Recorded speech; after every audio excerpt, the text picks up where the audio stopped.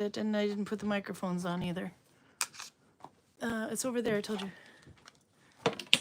So we're going to have to go vertically today, because I thought I set it to go sideways, but it won't let me do that after we've started.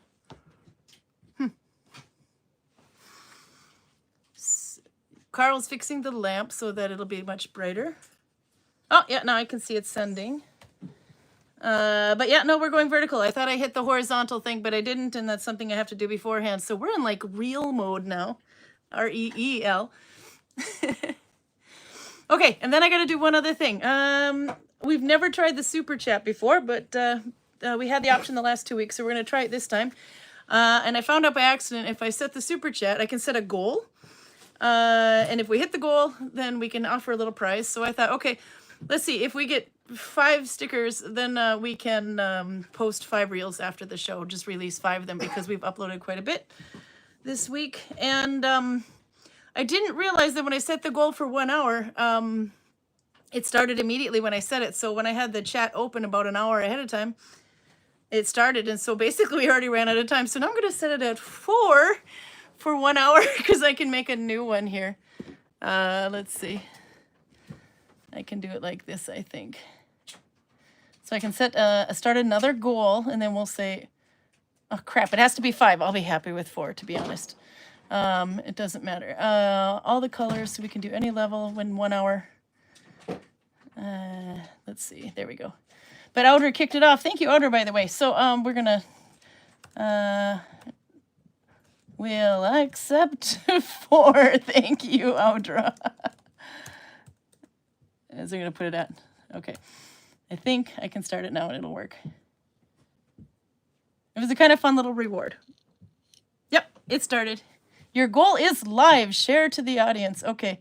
Your sticker does count, Audra. So the thing is I can only choose. My goal can be, it can be 1. Oh, look at that. The light has been brought on. My goal can be 1, 5, 10, or something like that, but it won't let me set the goal to 4. So it says 5, but if we hit 4, I'm happy because yours is already 1. So it's just that yours went in a bit earlier when I thought I had it. I'm learning. Okay, I'm gonna put this up a little bit higher. And then Karl can bring me some needle binding show and tell over there when he's done fiddling with the light. And then we'll play with the Polvijärvi stitch. But yes, naturally, we started before I plugged in the microphone, so you're just gonna have to go with that. We got our shit together this week, just in case anybody was wondering. Karl's over there smirking at me. What are you doing over there? I'm trying to sort of a mess I made when I was really too over-enthusiastic. You gotta get your own beer too. I'm not doing that. Oh. Karl's on a repeat beer. So what does the goal go for? The sticker goal will be for reloading Karl with new beer. Or something. Okay, anyway, but it'll go for something YouTube related. Okay, so I'm going to show you the Polvijärvi stitch after that Nella showed me how to pronounce. We can do that while Karl is playing. Let's see if I can turn this. There. It's going to be a really weird angle to do this in. I got a pretty good ways. So this is what that stitch looks like. If you want to see from there, bottom up. This is like this has got a lot of linen in this yarn. I wasn't expecting it. So you get these little hairs linen hairs that stick out. Looks like cat hair, but it's actually pieces of linen. So that's what the stitch looked like. This one was started at the bottom, if you remember from last week. I started there, I think. Yeah, I started there. Then I got to the end, and I went around the corner of my chain and back onto it without increasing. And then when I got to the other side of the chain, I went around that without increasing. And then the rest of it has just been like a tube, just no increasing. The reason you don't want to increase on the side is so it'll go straight up, and that's why I'm making my pouch. And boy, am I glad I'm not doing a hat with this one because this is really time consuming. But I will show you how I did it. This is that, I think it's called Toulouse yarn that I showed last week. It's from my mom's stash. Let's see. Okay, then you have to hand me the things over there too and the hat over there. We got a lot of show and tell this week. You're going for the Birzici. And you let me pick one. Well, you get to pick. And besides, when could I try working flat with a stitch? Yeah, I have to figure out how to do that, but I can try. I didn't practice that beforehand. I don't usually needle bind flat. So then I have to actually like use my brain a bit more when I'm not used to doing it that way. So Audra, since you were the sticker one, Karl picked out a Bierzici. So he's excited. Okay. And then, let's see, we'll put my show and tell over here. I got lots of needle binding done. Do you know why?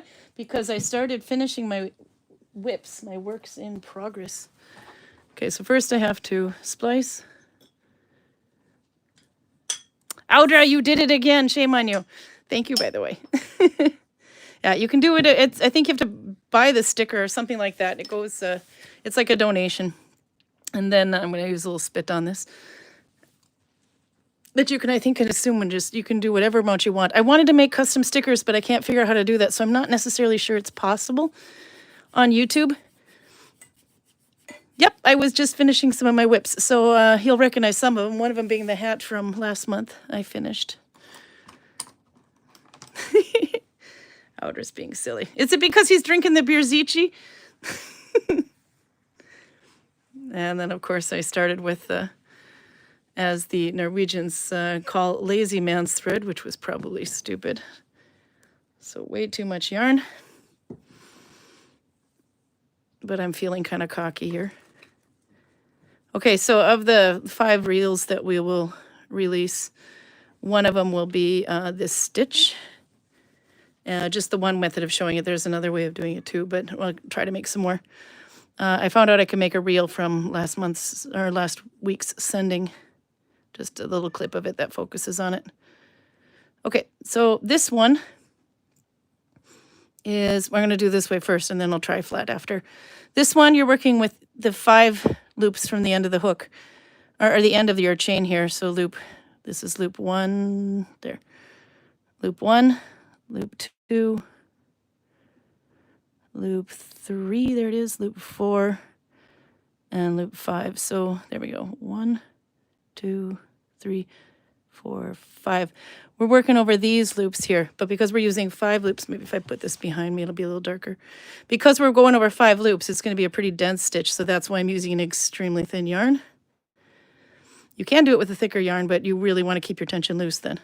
But we're not picking them up here, by the way. We're picking them up here. There, so I've got 1 on my thumb, 2, 3, 4, and 5. Like that. Okay. So we're going to pick up this one. Then we're going to work these 2 together. And these 2 together. So I'm connecting with F2. You can do whichever connection you want. Let's see. F1, F2. Then I pick up the 2nd and the 3rd loop together and lift it up. And behind it, that's where I'm going to pick up the 3rd and the 4th loop. So you're kind of pushing this out of the way. You can put it on your forefinger if you want to as well. Let's see, the 2nd and the 3rd loop, you can put it on your forefinger if you want to get it out of the way. Mine won't reach because my gauge is too tight. Then you pick up this 4th and 5th loop. Then you go back and pick up those 2 that you had before. Then you go under your thumb loop and under your leader yarn as well. It'd be like that, actually. So it's not for the faint at heart, but it's if you approach it like any other Russian stitch, it's just a matter of how many loops that you're flipping. We've got some fun chat, by the way, I can't wait to get to. There we go. And of course, lazy man's thread with a fresh splice. So I'm going to do one more, a little bit quicker this time. There goes Karl's alarm because he still hasn't turned it off. How many months has that been going off now at this time of day? No, it's just 12 days or so. 12 days? Times change. It depends on when the pizza is ready. Oh, okay, because it's been going off during YouTube at least the last 3 or 4 sendings. Okay, so that was one more real time because I've got my splice there I want to get past. And then I can try doing it flat. There. And then because Max wants to see if I can do it flat, and boy, I should have done my homework on this one then, because I have not tried to do it flat. Let's see, lazy man's thread here. Okay, so I would have to do, how did this go? If I make this one really loose, I can see it went, that's my connection stitches. And then went over 2, under 2. And then it turns and goes over 2, under 2. Okay. So this one, to work flat, this is one loop. It looks like 2, but it's 1 because of my connection. So here's my, my splice. So here's my connection, F2, F1, F2. Then I go under my thumb loop, I believe. Maybe I do need to see it with a thumb loop on here. Yeah, under my thumb loop, I think. Let's see, F1, F2, then go. No. Yeah, under that one. Then over 2. And then under 2. Hopefully I didn't screw that up. And then you pull through because you have to turn on this one when you're working flat.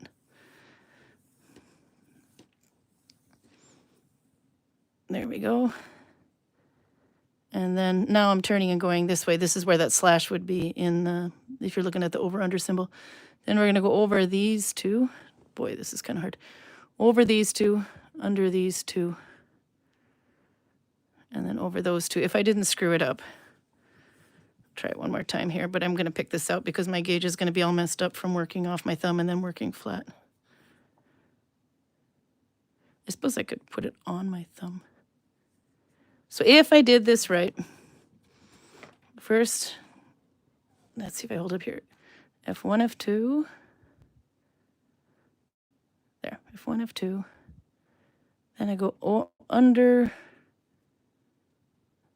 No, it starts out straight, sorry. If I did that right, okay, over 2, under, no, that can't be right. Under this first one. Over 2, these 2, and under these 2. Duh. I didn't think about that. 1 plus 2 plus 2. That's the name of the stitch. So we go under the first one, over the next 2, and then under the last second 2. Torben, your brand new gin looks really interesting to me today right now. Okay, that's half the stitch done. Then you're going to turn and go this way. So you would go over these 2, under the next 2, and then over the next 2. And then you're going to, yarn would be on top of your work here. Of course, it would be just as if you were doing it that way. Okay, I decided I don't like Nalbinding flat, so I hope that works for you, Max. I know Sana's got a video for where hers is also done flat, by the way, on Neulock and Tot. But this, I can see, it meshes up my gauge completely. So either I did it completely wrong, but I will pick out the last 2 stitches because if it doesn't match what I've been doing for the rest of the way, it'll suddenly look like a brain fart happened. Okay, Karl is here. Let's see. We'll turn it back on him. Karl, you're vertical today. Yes, apparently. It's you and a cat ass. How's your beer, Zichi? You have to skull for Audra. She did 2 stickers already. Okay, so the picture on the thumbnail, that is right across their street here. They are doing something called Ras Sikring, which is landslide, putting up landslide protection. Do you want to tell them what that is? Did you see the? No, you didn't see the picture. I might have to show you. They're basically building a fence like something out of Jurassic Park with kind of spring-loaded wires. That's the picture. So that when a stone or several stones hit the fence, they will kind of be caught in these springs and then slowed down and stopped. At least that's the general idea. Yeah. So I ran into one of those guys today while I was down at the gas station. That's where you get all your gossip in Gudvangen. You get at the gas station, the Joker store. It's a shell. Anyway, and so one of the guys that's working on that was down there getting a hot dog for lunch, and he was explaining that one that they're putting in there can the fence that they're putting up there is it's capable of taking 80 tons from hitting the road, and the reason they're actually securing it is when the avalanche first starts falling, it kind of starts like a slope like this, it's kind of a concave slope. And then after a while, as the avalanches come more and more and more, it starts to build up and it ends up going like this, which is more of a straight angle. But the problem is now the avalanches have been going there for a while to the point where it looks like this. So it's a little extra. And that's, in his word, she's looking pretty pregnant. So when the avalanches, where it's been coming before, starts looking a little pregnant, it's time to do something about it anyway, because I didn't think about it. I always thought about the avalanche falling from the top, but I didn't think about the work that the mud was doing underneath. It's because the rocks, he said the rocks looked great. If you were just looking at the rocks, you wouldn't know because they're pretty covered with moss and everything, so it's hard to tell. But because the avalanche is looking pretty pregnant, her due date's getting a little closer and closer, so that is why, because it's on the other side of the road. I wasn't expecting that one to be an issue.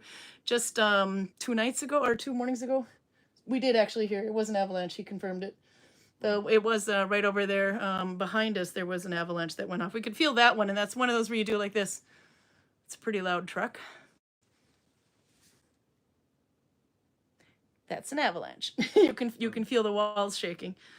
So anyway, it's probably a good idea that they're fixing that one because it's right across the street from us. I mean, it would have to hit the highway and hit the river and then come to us, but those things bounce. Yeah, they won't come all the way to us. That would be a apocalyptic level avalanche. Yeah. But it doesn't take a lot to block the road and block the road so efficiently that it will take weeks to get it open again. Yeah, it would. And then that's the main thoroughfare between East and West Norway. So Oslo to Bergen is that way.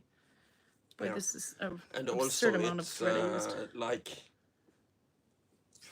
20 meters beneath our drive out, so we will be blocked from going to work if it goes. Mm. Not that it matters, because we would have like 4 tourists anyway. Yeah. But the other thing I got to confirm, so earlier this week, I wasn't supposed to go into work. I was going to do home office, but something came up. I walked into work anyway to go and meet someone, but I didn't have a ride, so it's just a walk. It's a 45-minute walk, beautiful walk, but unfortunately you have to do some of it very much in the road or just on the edge of a road, and that's the main highway. Okay, fine. So I'm walking on the side of the road. It's rainy. It's actually raining quite a bit, and my shoes were not perfect for it. I was very happy to see that somebody that I knew drove by and drove me the rest of the way, which was nice, unexpected. But one thing I thought was kind of weird is there weren't any workers there where the construction was, and I thought that's odd that they have off in the middle of the week. And then I get to the village, and Old Faithful behind the village there has been avalanching like every 15 minutes. It basically looks like a waterfall made of snow. And that one goes off all the time in the spring. And it didn't dawn on me that the reason there was still no workers when I went back the other way, and I thought maybe they just have the day off in the middle of the week. Seems so weird, but no, you were quite right. They're not working on that site that day because it was a very high risk of avalanche, so that might not have been the best place for me to walk. But fortunately, everything went just fine. The only sliding that happened was my shoes.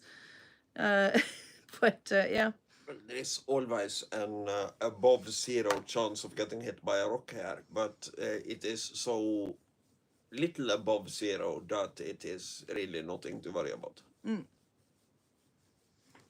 Torben says, I drove through a waterfall the other day. 2 moments later, the waterfall turned into a landslide, but I managed to off-road the rest of the way out, or rest of the way, and got home safe and isolated. And then Audra does this, Torben! And then Torben's like, what? Welcome to Norway! No, but I guess, I mean, it's just kind of, it's like there's an avalanche going on right over there, and I don't know, how far away is that? Maybe 2 football fields in length? It's a little bit further than that, but kind of the end of it might be that close. Yeah, the end of it, where the rocks can land, I think. We actually went on YouTube with that last year. Yeah, but the rocks can theoretically land here. It just takes... how they bounce. Takes some work. Yeah. unpicking my stitches here. No, so anyway, that's kind of a fun situation to be in. But it is avalanche season. I didn't think that there was going to be that many avalanches this year because there's not as much snow as there could be up on the top there. But I've, kind of forgot that. Heavy rain equals mud, and mud comes down. It doesn't have to be just snow that comes down. But I have a little video of that snowfall, the avalanche in Gudvangen, just that regular one. It looks just like a waterfall if you don't know what it is, but I'll upload that one later. Did you have anything more to add on International Avalanche Day here? I have another International Day to add. But before I change the subject, do you have anything more on the avalanche talk? Not really. Okay. You get so used to it around here that you... I mentioned for a tourist the other day that I do look up when I hear a helicopter or an airplane because they are rare. Yeah. But avalanches, they have to be big to get me to even bother to raise my eyes to see them. Yeah. The reason I caught the ones in Gudvangen or over the Viking village was because I was talking to tourists at the time. Look, by the way, you might want to look over there now because that thundering sound is actually an avalanche. And they're like, oh my God, I'd never seen one. It was so fun to catch it. But that's, if you can handle the rain, and we don't have as many Vikings in the village right now. We have hardly any compared to the summer, and the hours are half the day. So they'll sound like negative things, but actually if you can handle all that, it's a beautiful time to come because the rain means more waterfalls, and yeah, you get to see more avalanches too, which is kind of fun. And you're pretty safe from the village. I can't exactly guarantee an avalanche, but the odds are pretty good. The odds are pretty good. Well, they were going off every 15 minutes while I was there. Yeah, but that was the day when we got like the whole quota for the spring. Yeah, that's true.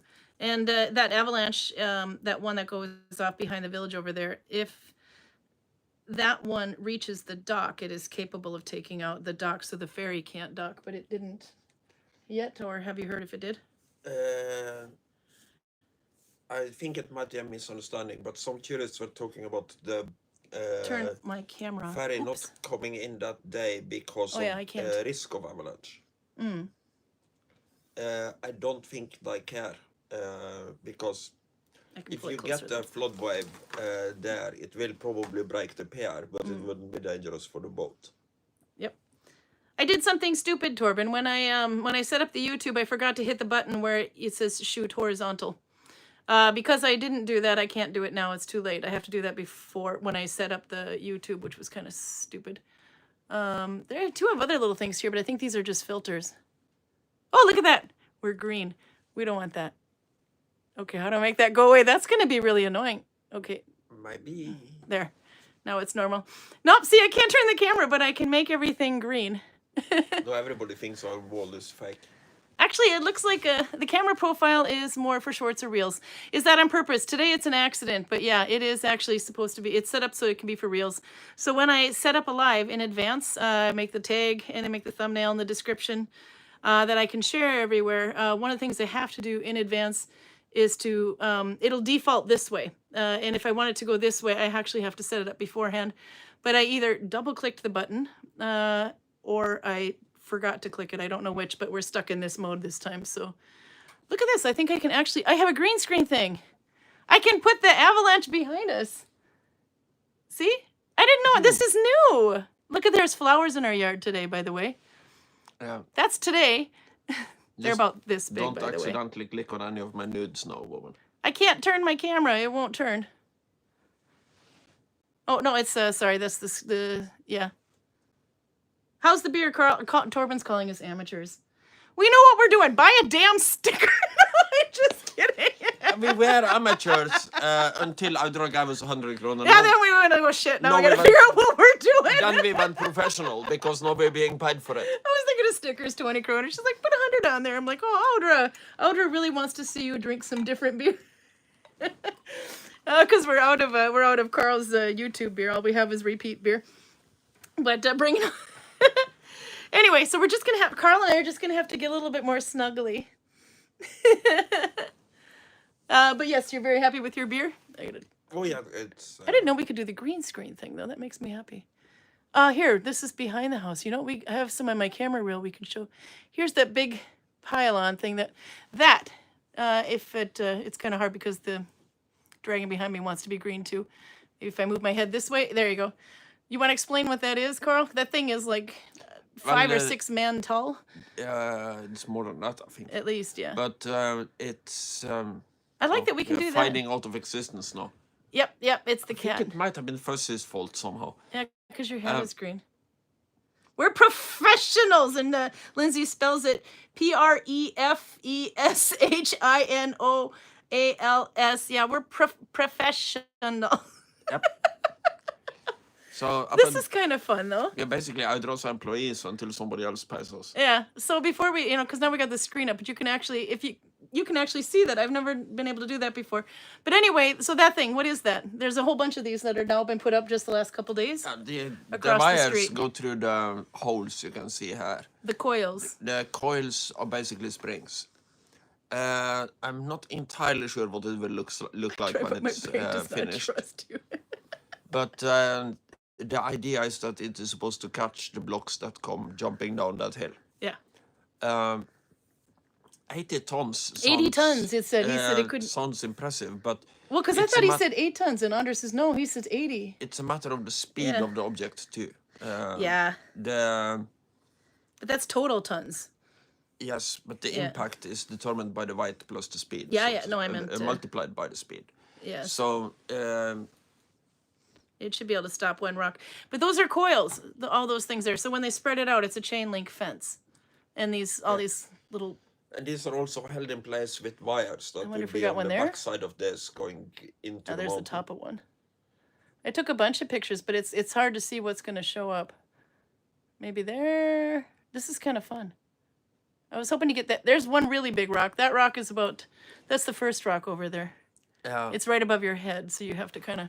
And that... This way. Yeah, but that particular rock is stable. That's a stable rock. But that one is about, I don't know, 3 or 4 car sizes. And then I had another one, but it might be just slightly off camera. Yeah, no, can't see it. Anyway, we're taking this thing away. It's annoying. Cool to know that we can do that, though. It would be much better if we were horizontal, then you could see like the whole picture, not just the middle of it. Okay. Do they do... Nolvia's being kind of cheeky here. Hi, Nolvia. She says, do they spring into action when the rock hits them? It just kind of because it's like this. So clearly if a rock comes down, it just goes, wah! Theoretically, because they're elastic, they could throw the rock back. Now, they're not done installing them, so they'll stretch them out between the two so that the chains go into each other. So they will be sprung into action before a rock actually falls. Okay, then I had a couple other... Yeah, I have more show and tell. I'm going to do that while Karl drinks more beer here. Let's see if I move my computer further out of the way.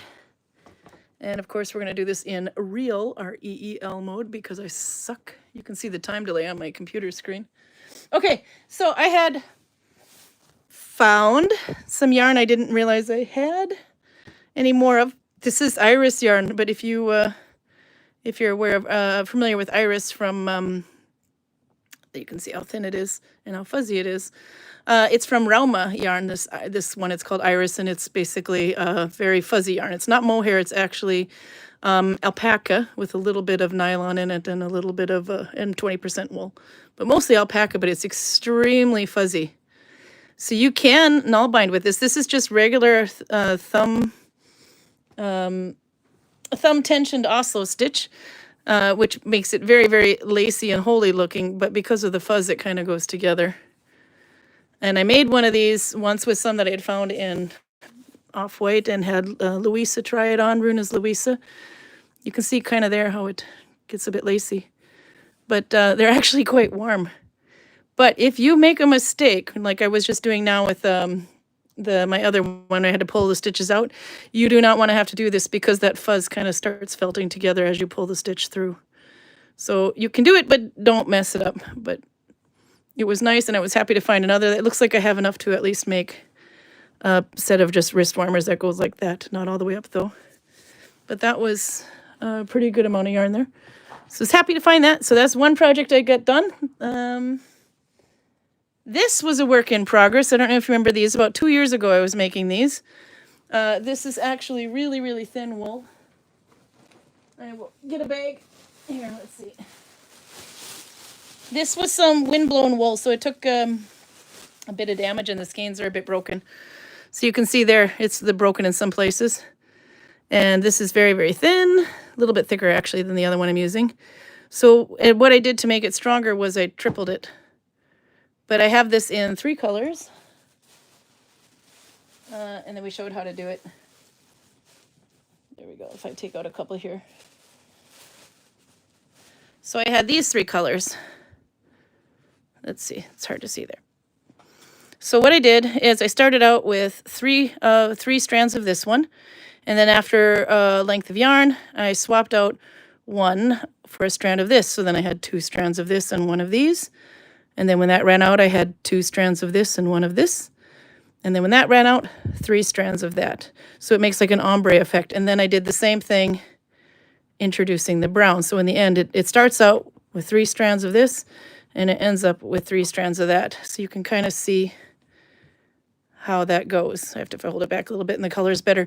So, but this is the Dalarna stitch, and the Dalarna stitch is really good at feathering yarn into each other. I don't know if you can see it maybe better there. But it was a cool effect, and it made this otherwise weak yarn, it made it pretty strong actually, because when it's tripled it was much, much better. So I had made 1 pair of these before, and I had, they went in the shop and sold immediately. I think Lisa Touray bought them actually. And then I started to make another pair. I got all the way down to here, and then I put it in a bag, headed to Gudvangen, and forgot about them. And then I found them a couple days ago, and I thought, whoo! So I finished them. Yay! So this is an old work in progress. Yeah, from about I think it's either from 2022 or 2023 summer. But you can see we're working in the village on it. So those are done, and I made a little bit of a thumb on these. More work in progress. Okay, Maria Lind Hale at the Needlebinding Festival. That was the very first one. So this was, when was this, Nella? The Needlebinding Festival that we went to. Was it in 2023, yeah? Okay, and by the way, if you want, you can sign up to attend the 2024 one, or 2025. It'll be in August, so I don't think that Karl and I will get off. We couldn't get off last year for it either. This is, if I lift it up, is a neck warmer. And it's a nice thick Lopi yarn. And Maria had plant dyed this and had it on sale at the Needlebinding Festival. So I bought some, and I started working on it there, and then I put it in my suitcase, and then I got home and I forgot about it. And I literally only had about this much left to do, so that was kind of stupid. So I finished that this week, and I'm feeling quite happy, and so will a guy in the store who says people have been asking for cowls, but they take longer than hats to make, so I just haven't been that great at it. But the yarn is pretty, and Maria has plant dyed this, so I'll have to send her a picture so she can see what it is. I also bought some of her with the exact same colorway, but with a 2-ply yarn. So that's kind of a fun one. And then this one I made as well. This one was not a work in progress. This is another one. Actually, a better way to look at this might be to open it. So you can see it almost goes completely flat. That's because the last couple rows I didn't do any increasing whatsoever. But that's so it reaches the end of the shoulder. These I start from the top and work down.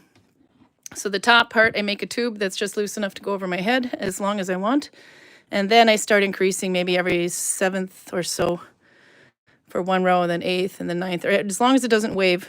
But the idea is to get it to go out flat, and then when you reach the end of your shoulders, etc., then you can stop increasing. And this is actually thrifted yarn. This was, the Norwegians will know, there's a sweater called Blåfjell Nisse sweater, and it's usually in blue, and then they also have a red one. And you use 3 strands of this wool that looks a bit like Fritids yarn, or Rauma's got a yarn that's similar to it too, Vams, I think. It looks a lot like that. So you use three different colors of yarn that are kind of matched together, and you knit this sweater out of it for kids. And it's really big stitches. I wish I would have kept I have a picture of it, so I'll post that later. But I took it apart because it was too small when I got it for my kids, and it's just been sitting there, and I think I must have had it for about 15 years now, because they're 16, and this must have been for a 2-year-old. And then I repurposed the yarn, and I really like the way it turned out. But basically, when they're doing that, all 3 of these colors are together as 1 strand, and then it has these little black arrows in it as they make it. So that I made too. Tor will be very happy because, again, he's been asking for neck warmers all winter. So just in time for spring. And then I have one more UFO if Karl hands it to me over there. You have to pull it straight up. There you go.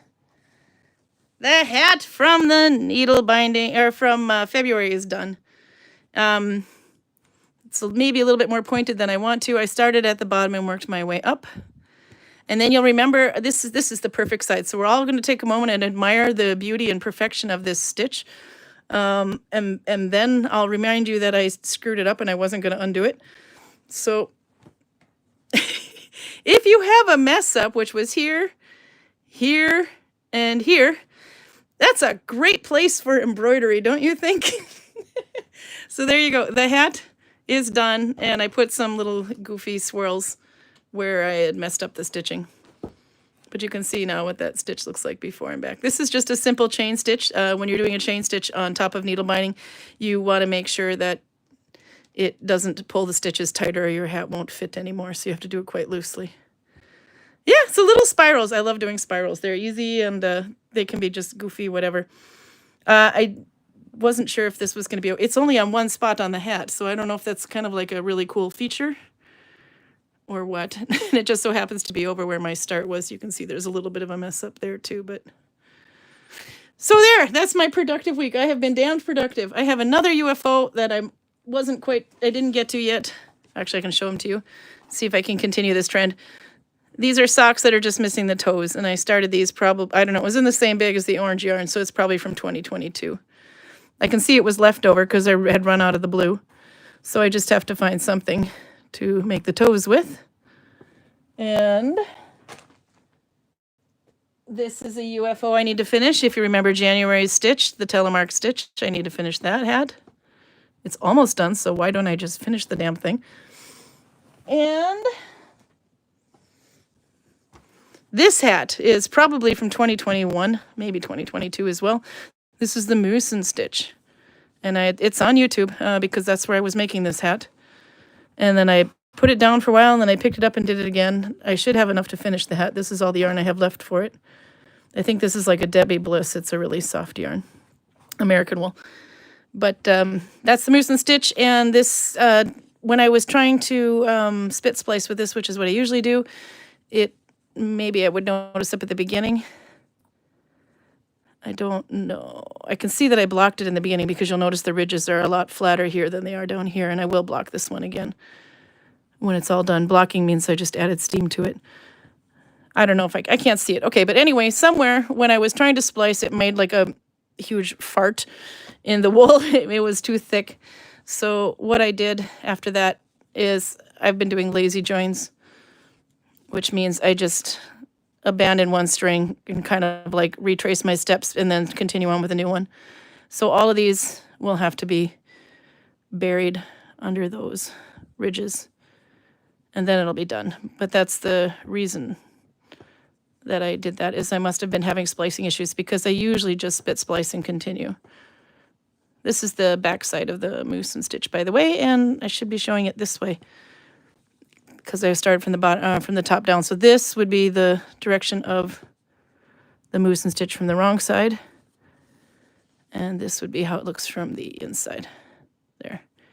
Do I remember how to make the Moosin stitch? No, I would have to unpick a few stitches and then look it up on Lock and Tot. I've made it several times before, but off the top of my head, I can't quite remember. I think it's similar to Broden, but you're going in a different direction. I don't know exactly. I can't remember anymore. So if you don't know of that site, Lock and Tot, you should check it out. Lockandtot.fi, and then just click on the American flag, or the British flag, I mean, and you'll get it in English. But it is like the needle binding Bible. It's got everything in there. So there, that was my, oh yeah, and I have to start one more thing. You think that would be enough? No. Socks. Somebody asked for socks. I don't want to make socks, need the money, I'm making socks. So these are going to be spiral, and they're going to be started, this is the top, the open end of the top, so the leg, and it's going to be going down in this way. To do a spiral, you have to have two starts. If you're going to do a tube like this, so you do like, for me, I have 27 stitches on each one, and Mom and I believe I did on this one. Maybe it's Corgan. Nope, F2, Mammen. Okay, so then I have 27 stitches on one side, 27 stitches on another side. And then when I want to make stitch number 28, that's the gray stitch number brown. I mean, stitch 28 is there, and then 29. You have to start going over it, and then the same thing with the red one. Stitch number 28 would be there, and then continue over it, and then you have your spiral.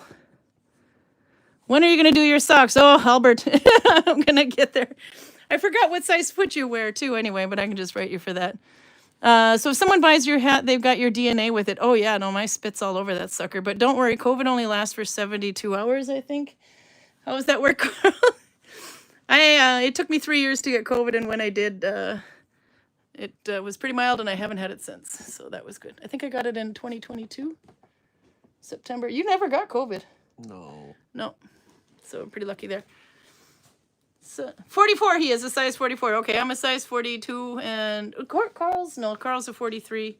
These are size 43. Might need your foot. The reason I hate making socks is because you got to have the person's foot there, because if it doesn't fit, here we go. If the sock doesn't fit over this part, you're screwed.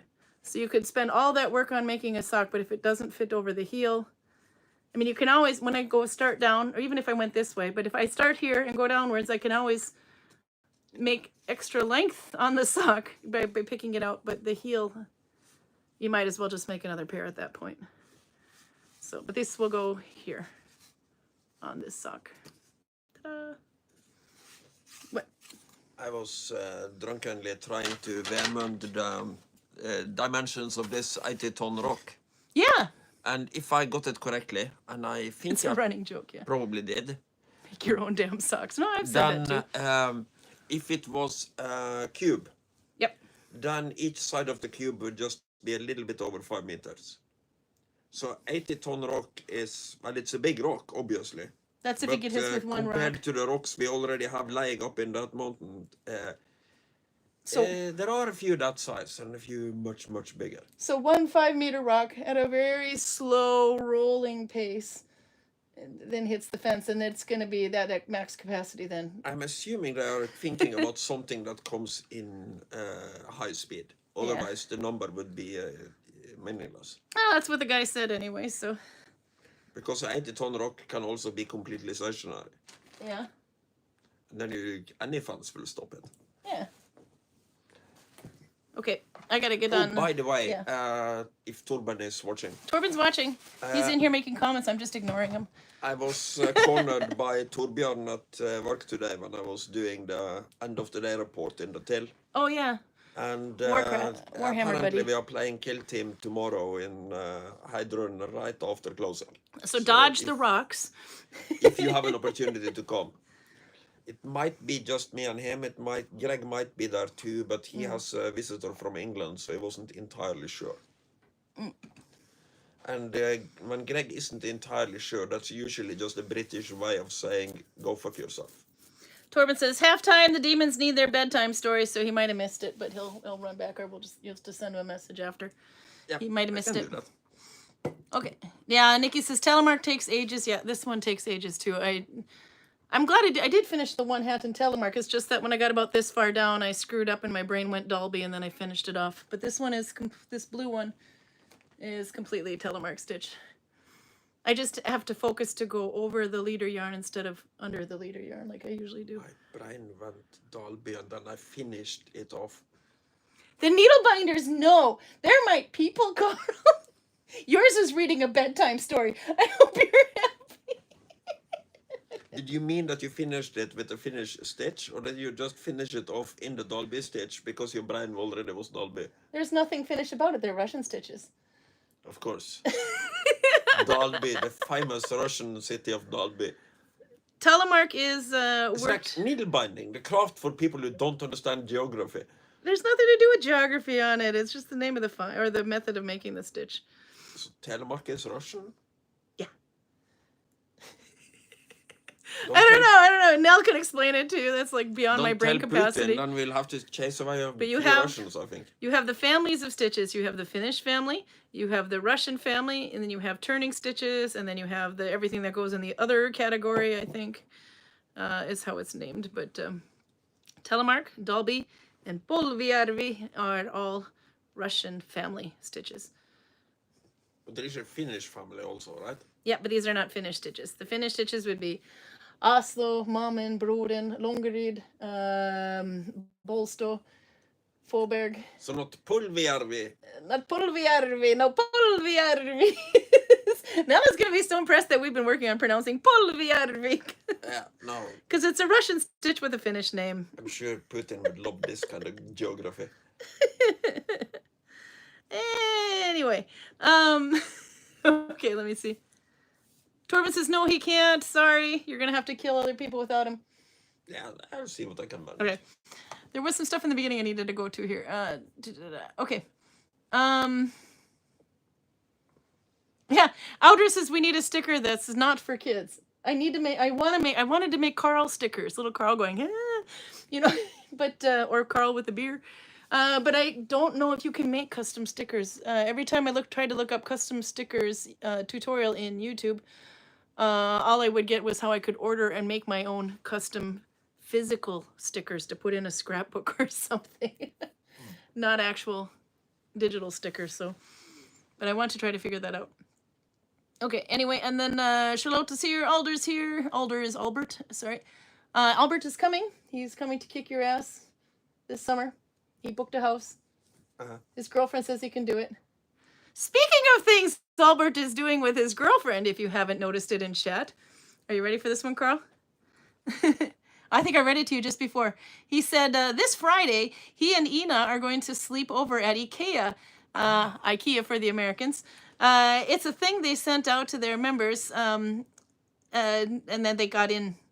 And so I couldn't help myself. I said, oh, are they mattress testing? Because usually they'll have like a sleepover so people can try out the mattresses. So I said, are they mattress testing? And by the way, how much fun can you legally have in there? And Albert says they have a PJ rule. So no nude sleeping. And he doesn't know about all the details yet. So if you can imagine to take it to a different level with your pajamas still on, I guess, maybe. Do they put curtains up? I don't know how this goes. The great sleep in at IKEA. I've seen them do this before, anyway, of announcements and such, but it's mattress testing, so you can try out the bed that you want to sleep, that you want to buy. And he is actually in the market for a new mattress. He said they are looking at getting a new bed as their mattress is 20 plus years old. You know what? I think the one we're sleeping on is 20 plus years old as well. Maybe we should go and sleep at IKEA. No, I'm sleeping on is around 50.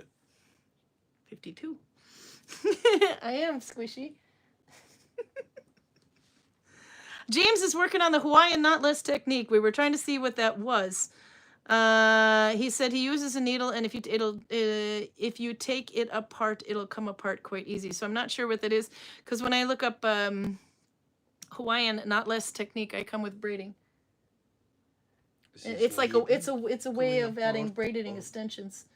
Hawaiian method of it. So I don't think that's what he's doing. But so I didn't quite what he means. But if it basically, I think he says if you take it apart, it'll come apart easily. That sounds like it would unravel quite quickly. So I'm not sure what that is. So James has stumped us quite again. But you've got homework, people. Hawaiian knotless technique. Very, very peripherally know some Hawaiian people, but not good enough to go. I've been to Hawaii. Not good enough to go walk up to them and go, hey, can you show me your knotless technique? Yeah. But I've been to Hawaii. They have beautiful native hair. Yeah. So I don't think they need these box braids and things that are being, I don't think they need that. I think they're pretty just the way they are. So I don't think that's it either. I have no idea what it is. In Loftus, Torben says the bees are buzzing and the rain is destroying their infrastructure. But other than that, all is well. As long as we get honey at the end of the summer, that's all that matters. Garcia's here, Susan's here, Anne Moreau is here, Max is here, Marina's here. And Susan Katz, I like the way that Outer writes that. Arlene is here with the Canadian flag. Oh, Canada got mad at America this week.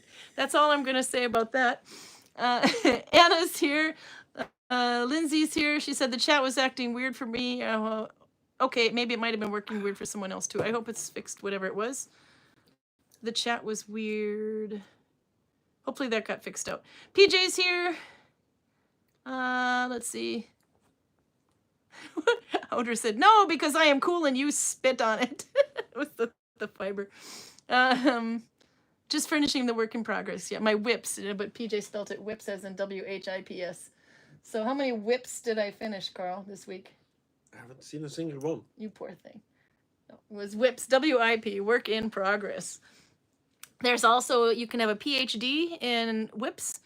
So you can have a PhD in WIP. PhD stands for Project Half Done.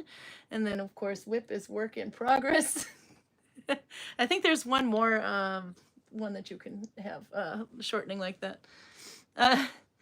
Let's see. Max says, at least now I'm making a pair of mittens using the classical technique of Russian 2 + 2 + 2, F2, working flat and catching the thumb loops. Okay, so that means Max is doing the same stitches we are doing now, except there's a 6th loop, and that means Max always has 2 loops on the front of the thumb, and then 2 flipping behind, just the same as this one. You better, that's got to be some really thin yarn, but catching the thumb loop, working flat and catching the thumb loops. I think if I had to work flat, I would want to catch it on my thumb every time anyway, just to make sure that it stays the same size. Torben's drinking gin. It's a mermaid gin from the Isle of Wight distillery. A bit flowery for me, but not bad. Oh, I should have made myself one of those mojito vodka. I got the dark green stuff. I haven't had since last week. It was really good. I can get you one. It's yeah, get me one. Enough. Run, little man, run. And I want one of those little shot glasses that look like my wine glasses. They're the blue one with the blue drop on it. So the ones with the... Yep, I want that. It's so good. It's the candy vodka. If you missed it last week, it's we bought it at one of these landhandel, like these country stores. And it was like a bottle with a cup that you can just flip off and on anyway. And it had like this big snake of candy in it, and it's bright green, and it's called, I think, a candy shot. And basically you take the bottle home and you fill it with vodka and you let it sit for about 72 hours and you end up with this vodka, candy vodka, and this is supposed to be mojito flavor, but to me it just tastes like a gummy bear. But it's really good. So, and I can drink it. I'm not allergic to it, but that much. So Karl's making me one since I can't have beer. Charlotte's home. Let's see. And Max has, of course, been unfortunately has been coughing up a lung of phlegm. Has no idea of getting sick or not. Maybe allergies. What do you think? And they're all immediately saying lung infection. Go to the doctor. I would listen to Charlotte on this one. If it keeps going, check your doctor. Yay! This is my candy shot. Slow sipping. So now I'm with you, Torben Skoll. But Charlotte works at a hospital, actually, so I'd listen to Charlotte here. She's the closest thing we have to a Wikipedia doctor. Let's see. Nikki says, that was the camera thing. Prude is here with a big moderator wave. No nude background, says Karl on the camera when we were playing with the backgrounds. Are you prepared for Nikki's question when you get back? Nikki sent you a question. Are you prepared? It's not that much to prepare for, but I can answer it when I come back. Nikki, Karl will be ready for you as soon as he gets back. Let's see, then we're talking about the fences. Good question. Max has a question in there. How did the Vikings deal with getting cold, as in sick? I'm going to write that down so Karl has to answer it when he gets back. Vikings with a cold. How? There, that's a good note. Okay.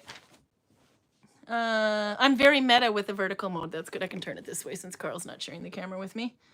Oh yeah, Nella has a, if you haven't noticed, Nella's got a blog. It's called Knitting with Nella, or not a blog, but like a podcast or a vlog. Nella, I don't know if she can link her own, but just look up Knitting with Nella, Nele.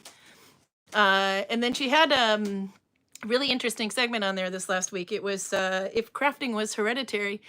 And my first gut is, well, yeah, I think so, because I come from a long line of crafters. My mother was a crafter, my father was a crafter, my grandparents, great-grandparents, as far as I know, and my kids are crafting too, and they take to it kind of easily. But does that mean it's hereditary or not? I don't know. And then Nella's like, no, it's not hereditary. I'm like, well, shit. So for 48 minutes, I'm sitting there going, now why? and she makes a really good point. So you'll have to kind of go and watch it to see all the reasons why she thinks it's not hereditary. And I think she's right. One thing that she points out, quite matter of factly, which is very true in my case, is you have to be motivated. You're not just going to get it. You're still going to have to work at it and try it like everyone else. And this is true. When I was learning how to knit, I did not actually start knitting until I was 25. My mom has a master's in knitting. She actually, when she was helping out at a workshop, at a yarn shop, she and the owner there had actually signed up to do this mastership thing, and they had to basically send in all these samples that they made and try to fulfill certain degrees, and then they would get it back, and they would have to either redo it or anyway, it was a whole testing process to get it right, and they both finally got through the whole thing. It took about a year. So she's a master's at this, but could she teach me how to knit? No. She could teach everybody else how to knit, but she couldn't teach me, and the reason is because anybody else can teach me, but not my mom. I don't have to listen to my mommy. I know better. I'm smart. So no, that didn't work out. I know more. I don't have to listen to my mom. But when I came to Norway, it could be that I took to the Norwegian way of knitting versus the American way of knitting. The Americans like to throw the yarn, whereas the Norwegians scoop the yarn. So it could have been that that was the reason why it was easier for me. But I think, as my mom said, no, she just needed somebody else that wasn't a parent to teach her how to do it. And so there, yeah, so the motivation has to be there as well. So I think that's where Nella's quite right. But then I think one thing is I've been watching my mom knit all my life, and then my dad was a sewer. He was a tailor for the army for a while and made quite a few things there. And my mom can crochet, and she doesn't know how to needle bind. And by the way, this whole thing went in reverse. My mom was here 6 years ago and attended one of my needle binding classes. She sucked. She did. She didn't do it very well. But no, I think she was just not in the mindset. She's like, well, I tried it. This is stupid. I made a glasses case. Look, it's a thing. And she did. She made it. It was great. But that was the one and only thing she ever null bound. She went straight back to knitting and quilting and crocheting. And so maybe. But I was thinking, my thought there was that after watching my mom do these things all the time, and my dad make them, and my great-grandmother, everyone, that I might have picked up some things along the way, and so it made a little bit more sense to me, maybe a little bit more quickly, but I don't know. But that's actually, go watch your podcast, because that was really quite cool to see. I found it, Karl. So before I babble down, okay, read Nikki's question. You have it on your phone there. Yeah. Nikki sent you a question this morning, and then we got another one in chat here for you. I'm trying to pull up if there's any more. Oh, it's a dickie, by the way. Cowl is a dickie. Nolvia was asking. The neck warmers. It basically kind of tucks in under your tunic, so your neck, it's like a scarf, and the neck part here keeps it nice and warm. Did you find the question? Yeah. The first part of the question is about online sources for Norse mythology. The only thing I, off the top of my head, can come up with is Jason Crawford's YouTube channel. That's very serious, and you can trust it. What's his name again? Jackson Crawford. Oh, Jackson Crawford. He wrote quite a few books. Translated. Translate. Okay, yeah. He did the Edda. I have written books too, but he is mostly famous for translating them. Yeah, we used to have 3 of them in the shop. He lives in Colorado or somewhere like that. On his YouTube channel, he's usually walking around in beautiful landscapes with a cowboy hat and talking about Norse mythology. I like his YouTube channel because it's factual. It's pretty good. The problem with internet when it comes to this particular field is that it is full of neo-pagan, I want to believe stuff, where people kind of just make things up, or they are not critical to their sources. When it comes to books, the older and the younger Edda are the actual sources. That's where we have all the information about what the stories about the gods, the mythology. When it comes to religious practices, that's a whole different kettle of fish. But Jackson Crawford, again, I think is probably your best source. The older Edda is a collection of poems some of them, like the Håvamål and the Vålusbå, might be very old. The thing is, they weren't written down until the 1200s. But they are poems. And the thing with poems is that it's hard to misremember them. Because if you lose the story, you also lose the plot, the cadence of the poem, because it has to be in a certain number of syllables in every verse. So I would say the older Edda is probably the very best one. The younger Edda is also probably pretty good. And everything aside from that is interpretation of that. When it comes to Vikings, gods to do with, what was it, ancestors, water, and something else. I'll just double check.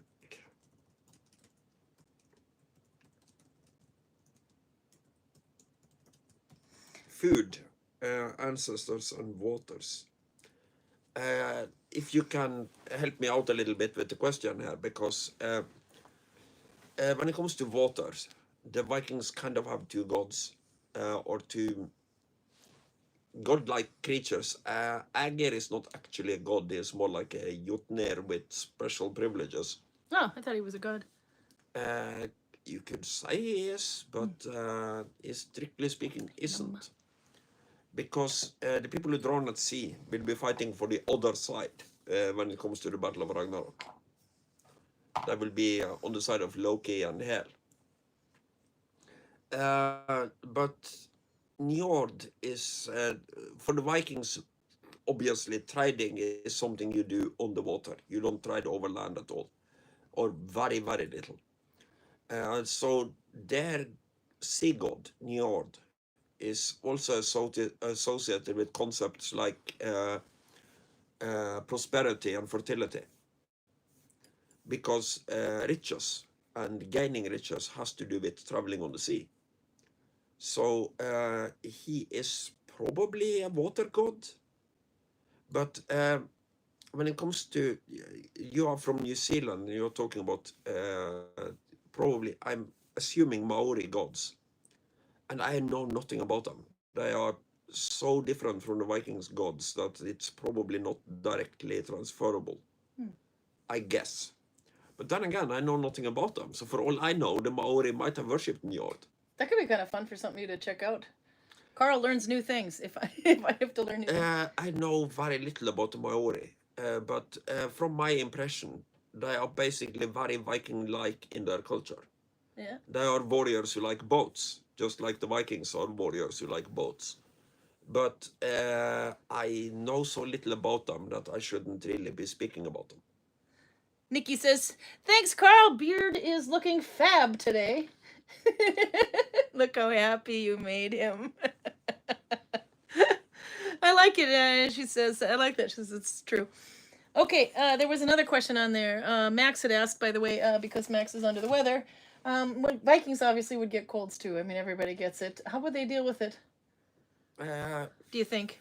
Well, I mean, obviously it's a theory. We don't have this written down. So what would be your theory as to how they would deal with it?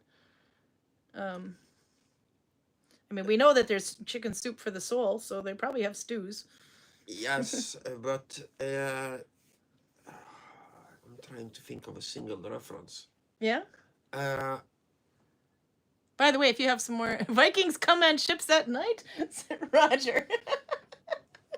If you have any more questions to throw at Karl, yeah, we hit the hour, but he loves the questions, so just bring on the Viking questions. Here I just have to guess, because I have no sources to rest anything on. The Vikings are very concerned about their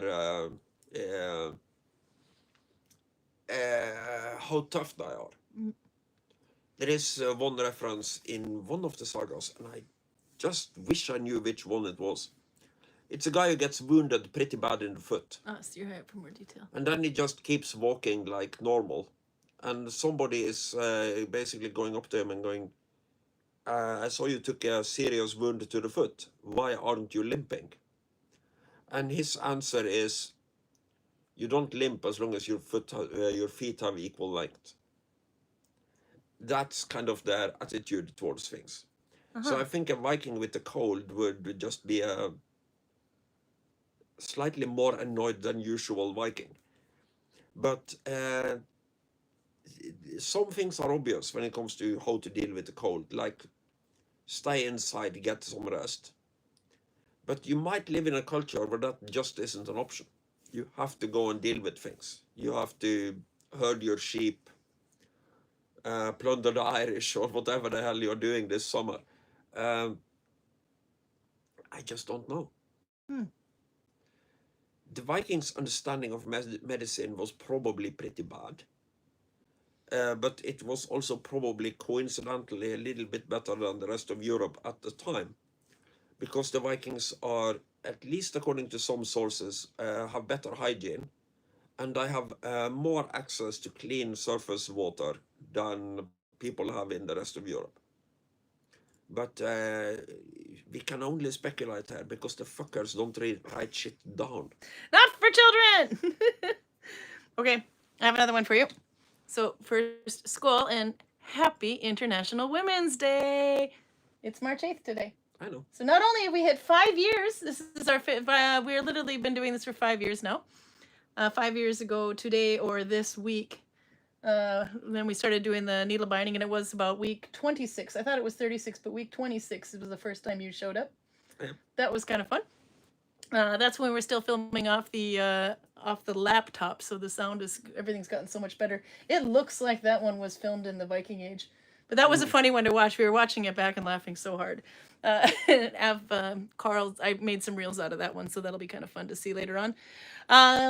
So, for me, my question for you: most famous Viking woman story you have, fictional, non-fictional, however.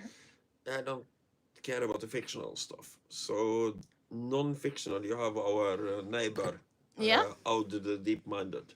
Aud the Deep-Minded. She was from Ireland, so basically, Yeah. next village over.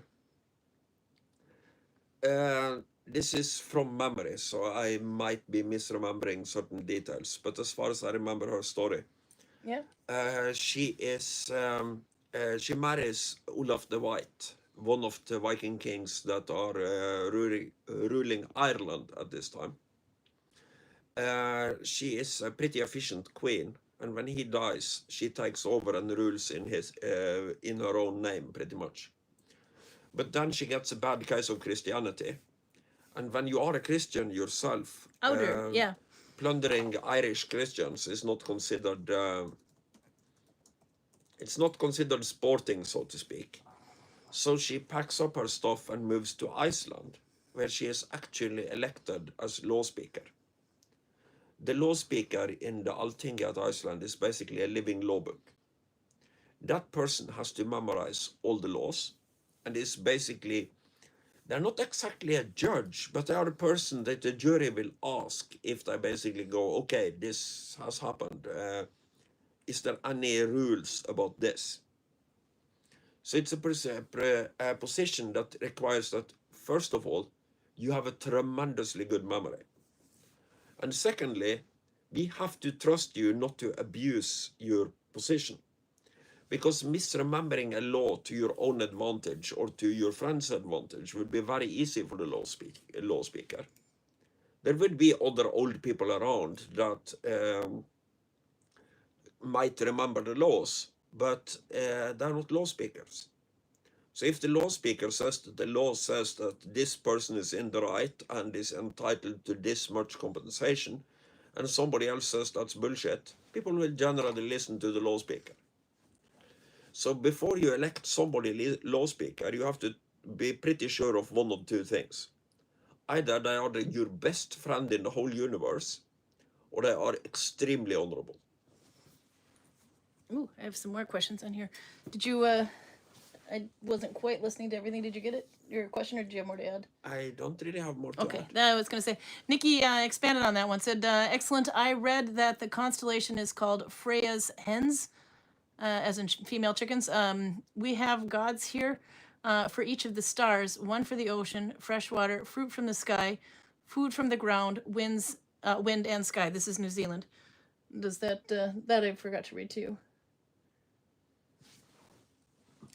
doesn't really tell me anything because I don't think there is anything similar when it comes to the Vikings. I was gonna say. I needed to get some wool fluff here to show something else, but then I'll get you on the next question, and then I'll work on Roger had a question that I can answer. That needs the things behind my head. So let's see, where was it? I think it was. Let's see. Yeah, Garcia said, did the Vikings use snowshoes or skis? Skis, yes. Snowshoes, I believe so. How accurate is the Birkebeiner? Well, it's medieval, not Viking, but it's 100% accurate, more or less. Yeah. This is from the Norway kind of has this problem in the Viking Age and in the early medieval times with persistent and continuous civil wars. And Christianity should theoretically help here, but they don't, because the bishops also end up as politicians. So in this particular civil war, and remember this is after the Viking Age, so this is not my field, you end up with two fractions that are fighting each other all over Norway. The one is called baglere. Bagl is the staff of a bishop. So these are the guys that are loyal to the bishop. And then you have the Birkebeinere, the people who are so poor that they don't wear pants, they just have birch bark around their legs. These are the guys that are loyal to the king. And there is a very famous painting of two of these guys skiing downhill with a little kid in their backpack. That is Håkon Håkonsson, later one of the better kings of Norway. That was the inspiration for the cover of the movie Birkebeiner that was made. Yeah, but don't know how many years ago that was made, but it's new-ish. Yeah, it's new-ish, or at least the last 10 years, I would think.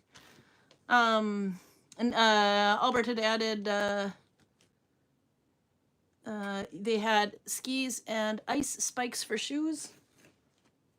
Does that sound familiar to you? Ice spikes for shoes? I would believe they probably did, but I don't know about the concrete evidence here. No, neither do I, but I thought I'd ask. He said he doesn't remember if a truger was used, but something like that was found in a mountain of Norway. Truger? Truger? Snowshoes. Oh, okay. I don't know that one. Then Roger had a question about a finger distaff. So first I have to card some wool. This is I have a bin of scraps. So sorry, this is really noisy for a second. So I put my yarn scraps, I made a little video about that. I put them in shorter lengths. Am I scaring the cat? Look at you. But I have to make some fluff to spin. And then I can show you. I actually have to look up a finger distaff. I'm not sure exactly how that would work, but I can, the concept of a distaff, I can show you. Okay, that'll do. Okay, so if I turn the camera, this is some wool fluff now. Could have been carded a bit better, but yeah, I can spin it into wool with a drop spindle. And to do this, I would need to overlap the wool a bit. So there's my end from this one. And then if I flip up the wool there, I can do this. But as I start spinning, you can see that this wool that's over my hand, if it falls into my yarn like that, it's going to get sucked in and turn into a huge mess. So I need to keep the wool away from the spinning part. And some people will do that with a distaff. It could be a big long stick with this wool or flax. Could it be actually wrapped around it and then they pull it off of that? Some have it in, let's pull this back up a minute. Some have it in a bracelet form. Let's see. I have to shorten my length here now. Where they will have the wool kind of wrapped underneath their wrist or attached by a bracelet or something hanging off of it to kind of keep it out of the way. For me, I just use small bits and keep it over my hand. So a finger distaff I would assume maybe you could have one of those hanging off of your pinky or something like you would instead of off your wrist. I'm not 100% sure about that, but maybe somebody's got a better answer in the chat. But a distaff is basically something that's meant to keep this wool from getting caught in your spinning. That's the point of a distaff. Now look at that, you got me spinning, and I'm not going to stop because this is so much fun. No, I'll stop. This is, usually I'll have a spindle with some of my recycled wool on it. That's what this is. And then later I apply it, and then I make pouches out of it. Okay. Torben says, why can't I donate? Error, I don't know. I haven't tried this before, so I'm not really sure. Apparently, from what I read in like about the 2 minutes before I tried to post it, you have to click on, there should be a dollar sign up there as soon as I put it enabled. There should be like a dollar sign somewhere, which I don't have on mine. But I can click on the goal thing, and then it'll ask you, you either have your credit card information or money or however account attached to it. However you do YouTube anyway. Mine, I don't have actually mine attached to YouTube, so I haven't tried it. But then it's supposed to like take you to a window and you can choose a set of stickers, I think, to choose from. And then you like buy a sticker for 20 kroner or 50 kroner or whatever. And then it's supposed to highlight, you can see up further up the chat, you can see where Audra did it anyway, and it'll highlight it and your comment and show what you donated and everything. But we will go with a happy ending on this one. The happy ending, not for children. No, but because there's 2 in there anyway, so I'll put two videos out, and maybe we just put them out anyway, the other 3. The 2 reels that I wanted to put out for sure one is just taken from a live from last week where we show this stitch, where I showed that one. It's just pulled from it. And a reel is anywhere from 15 to 60 seconds. Actually, they can go up to 3 minutes. But if I pull it off of a live feed, I can't go higher than 60 seconds on it. But I have one of the sheep in the village when we walked through and it was raining, and I found this really creepy, ominous music for it that was quite perfect. And then anyway, so I will upload that one. That was one from the village. And then I did actually make an upload one for the February stitch. I forgot to put a caption in the clip, which would have been nice, but this is all work in progress and learning how to do it. So we'll put those 3 out for sure. And then I have one from Jay. Jay von Altengart was watching the episode he was in. That was, I think, week 175, if I remember correctly. He's the guy that came and made beer in 2023 in the village in July. He was supposed to come last year, but couldn't because he broke a shoulder, did something horrible to it, and couldn't drive and couldn't get up here. So he will, but he is coming in July again this year. But anyway, when he was here, we had him on YouTube as well, and he makes his own beer and mead. He was in the village brewing mead. But we found out there was a lot of fun little segments on that, and he's teaching me how to make these different things I can do to make a reel. So he actually, it's called Remix, where you can take one from the live and took funny points in the live and made it into a reel and sent that and said we could just use it for whatever. So that one we should definitely release as well. So we'll put those ones up there so you can kind of see. And we'll keep adding this because this is part of the membership thing that we're going to try to do, but those will be released to the public immediately. We found out that we could do a post, and the post in the form of a picture and a little caption. So we thought, and some of you might have figured this one out when I was trying to figure out how to do it this week. You might have got a quick peek at it because I uploaded 68 posts, which was a lot of spam for some people who have a notification feed. I thought I set them for members only because we can choose which member group that goes into. Some of these appear on Blue Sky, some of them would appear on Facebook, some of them just are from Karl's phone, so they're not anywhere. But we decided to do a picture of the day and start back from December 31st. So I uploaded them all, but only the first one went members only, the other ones went public, so then I had to delete them and re-upload them. But now we got it. So that one is something that we'll just leave members only totally because it's just a picture anyway.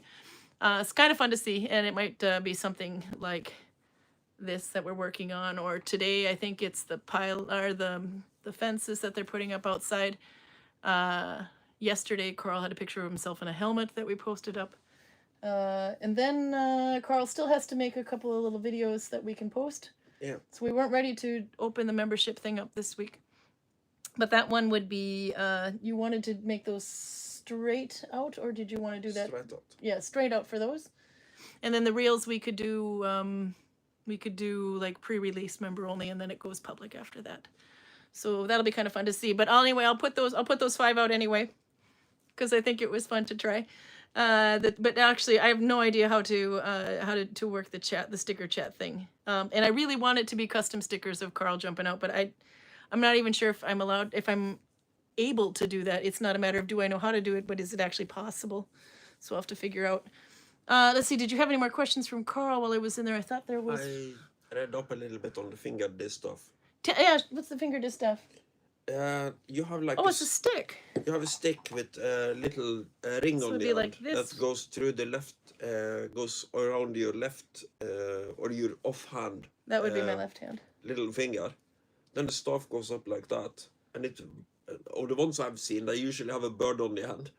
And the wool is wrapped around. Then you kind of wrap the wool around like this. And then you spin from the bottom end. When I'm looking at your picture there. Let's see. This picture should probably explain it pretty well. Yeah, actually, well, there you go. I'll show there. Your screen is kind of dark. But there you can see they have the spindle there, and then there's the stick holding the wool. And a little further up, you can see just the stick. I've not heard of that before, but it might be worth trying. You never know. It depends on the... But that's basically you're controlling the fluff from going into your spindle. Normally relatively small. This is... oh, that's a cool looking one. 1st to 4th century Roman. Have you seen one of those before? When did you say that was? 1st to 4th century Roman. Are they that old? This looks like I would have thought that was a more modern creation. Is that a the bird on the source top? here is Etsy, so it might be, for all I know. This is something that I've never heard about before, so I have a tendency to Google new information as soon as I find it. And the internet is just kind of what semi-reliable. Torben, we also accept honey. If you can't figure it out. Torben is through the village every now and then. Albert says also they have a bunch of finds for spikes for shoes all over Europe and Scandinavia. A lot of those are found from Sweden, but we have a few from Norway and Denmark. It makes sense. The Swedish have no balance. Oh, and then Nella adds about the finger distaff, by the way. She says, Nella, it's mainly a Roman thing. Nella writes, it's mainly a Roman thing. Usually hold on your thumb or middle finger and upwards. Okay. And PJ says, all I can see is something called a super chat, but I don't know what it is. That's what it is. It's the super chat, but basically it's like a quick donation button if you want to donate to Karl's drinking habit or to our lack of appropriate equipment. I think we probably should prioritize the equipment over the drinking habit. But to be honest, the amount of time you and I spent this week just trying to upload and create stuff and learn how to do the programs for YouTube to put more content on there, that's actually quite nice donation too. But anyway, it goes back into the channel because it's a nice motivation to spend more time on it, so we don't just do the once a week, but we also can get more fun stuff on there because we should do that. It's been 5 years. I don't know what my problem is. But anyhow, Garcia's got to go, and that actually does remind me that we are at 1.5 hours now. Karl, do you want to go further? Let me see if there's any more chat that I missed. Oh, maybe some herbs or teas. Back to the sick Vikings with a cold. Well, maybe. Do you think? But it's... I mean, honey is a cure-all for a sore throat. We don't know. And then the answer is we don't know. Obviously, I can speculate, but...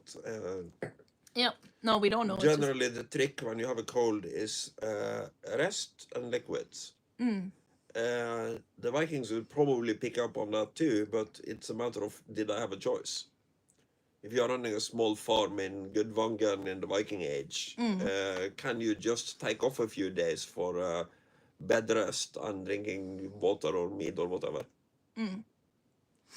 Torben says, anyhow, my black spray can destroyed a load of Necrons the other day. The black coating turned out blotchy and the surface feels like sandpaper. Never seen that before. Had to order some new ones. To me, that just sounds like an excuse for not getting your shit painted, Torben. You know, he still hasn't done another thing on it since we were on YouTube.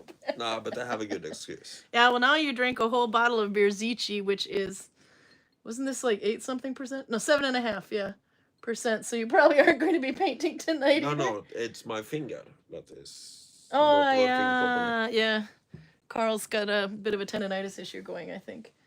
And you didn't get to see a doctor about that yet? No, you have to be dying to get to a doctor in this part of Norway right now. Yeah.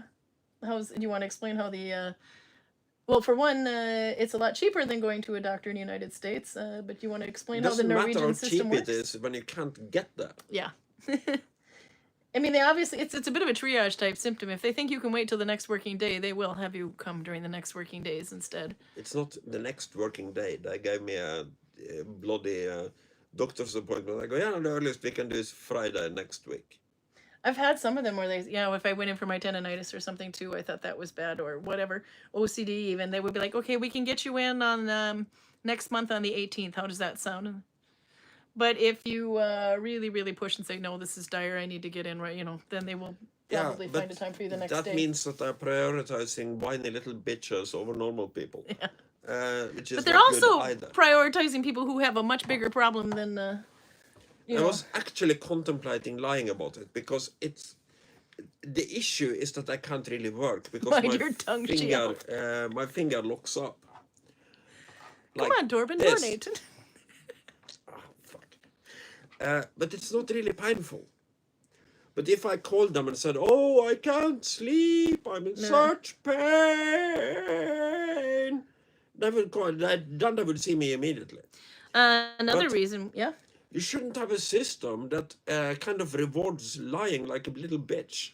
No, but if it has, so I mean, it's socialized medicine has its ups and downs. That would be a negative side. The upside would be that it costs you about $20-$30 for a visit, and that's it. That's it. If they, I mean, maybe you got medicine on top of that if they assign you, if you have to take medicine for it. But there's also a copay. You don't have to pay the full amount, depending on the kind of and if you medication. Spend more than $110 approximately a year, the rest is free. 4,000, I think, kroner. So probably closer to $400 a year. Then the rest off the top. I don't know if it's that high, but might be. But then per calendar year, and then the rest of your visits are free, so you won't basically go broke with it.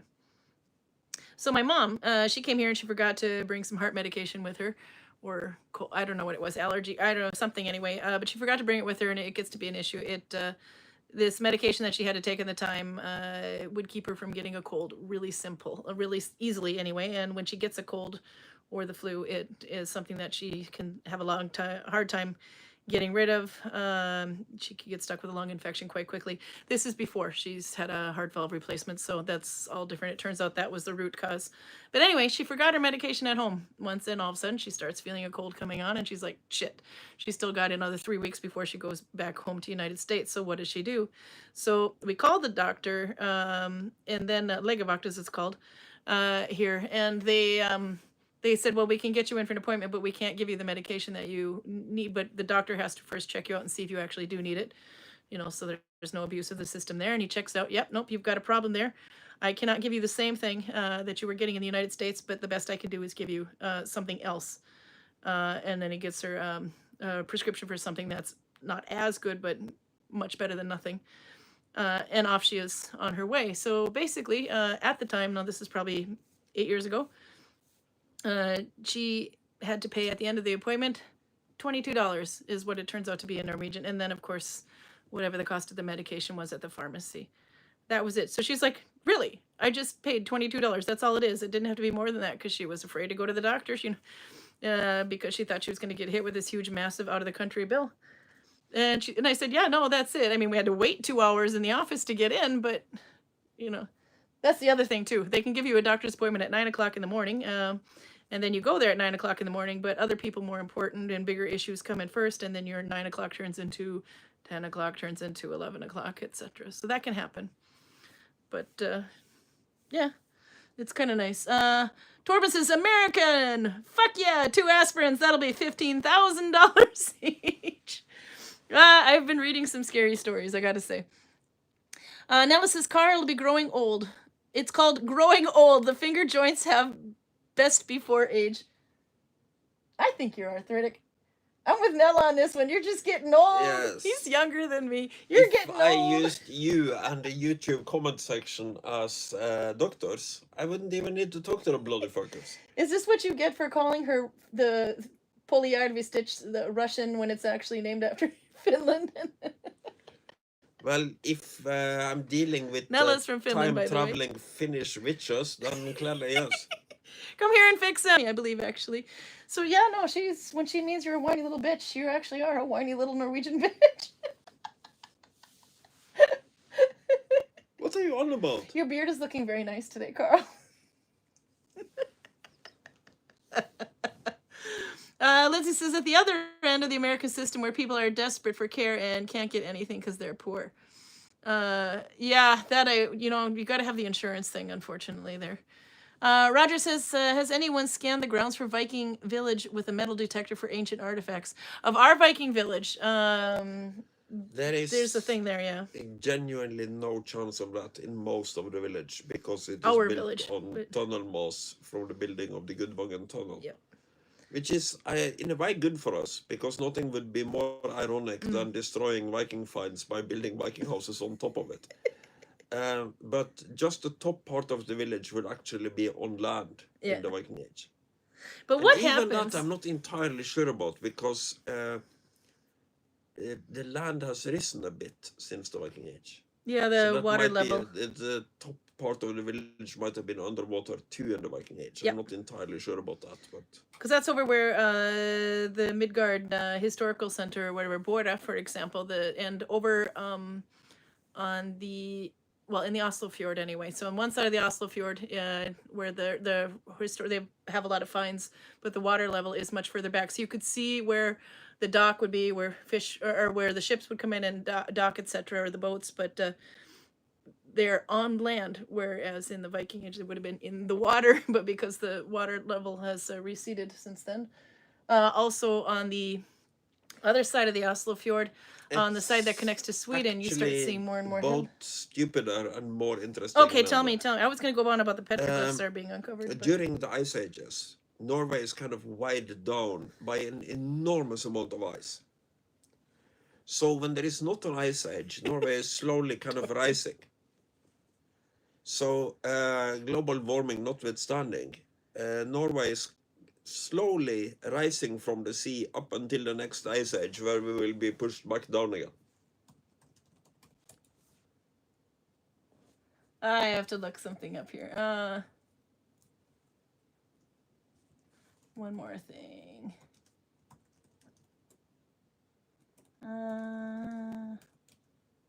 No. The other thing I was thinking about was also the petroglyphs, for example, and around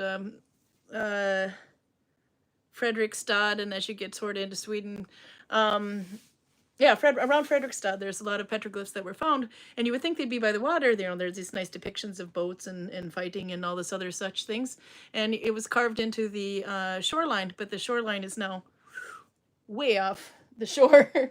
But that's because the shoreline used to come that far up. So they're discovered there. So James had a comment in there. He says, I'm working on a Billum hat with a command hook to do with troubleshooting.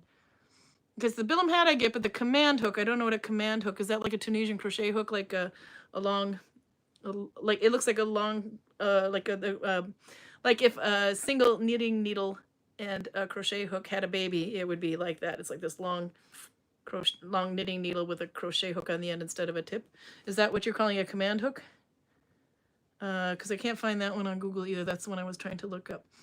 I'm assuming he works in human resources or something like that. You use the command hook for to solve personnel issues. Can we have that when you're done with it? I have a few people I need to command with a hook. Is that like the big hook on the stage back in the old days? If the act sucked, they just kind of pulled them off. I'm assuming it's the same like one that. you use to fish people out of the swimming pool. Torben says maybe he should drink cranberry ale from now on, the old geezer. Can he put vodka in it? It's really good with vodka. Cranberry ale. Now, Yeah, what do you think would be my reaction to cranberry ale, woman? it's better than a mango. I'm Now not listen. entirely sure about that. Now listen. In the 1600s, the Swedish kings were scared that the Baltic Sea would dry out because there seemed to be less water each year. The Norrbotten and Ostrobothnia, or Bothia, I'm not sure if I'm pronouncing that right, are one of the fastest rising land masses in the world. Do you know about that? That's the same phenomenon. I didn't know about It's that. the rising of the land because, well, it's very easy for me to pee all over Swedish kings, but it's an If understandable. Lucas is watching, you're in big trouble. It's an understandable mistake from their perspective. They didn't know anything about the Ice Age back then. And then, so does this have anything to do with like pregnant avalanches? Our pregnant landmass over there that looks but, like it's apparently gonna. When you have like a kilometer of ice isn't that heavy. It has like 0.9 specific density. But it's still a considerable amount of tons that are pushing down on Norway. Yeah. And when this ice mass is fucking everywhere, it pushes down fucking everything. Yeah. And when it's gone, it comes back up again. Very slowly, but it does. Yeah. By the way, Anne says, Amaro says, tell me you can't work anymore. That might help. That actually does help. If you, because you. What did they say? This is so stupid. Because you have to have a doctor's notice if you're going to be more than 3 days. To the triage or nurse or whatever the hell she is in Ireland. The phone person. And she said, no, we have no doctors. One is on sick leave, and the other one is in the old folks' home. Yeah. And blah, blah, blah. That's a little scary. And then I called Legevaktsentralen. That's basically the people who...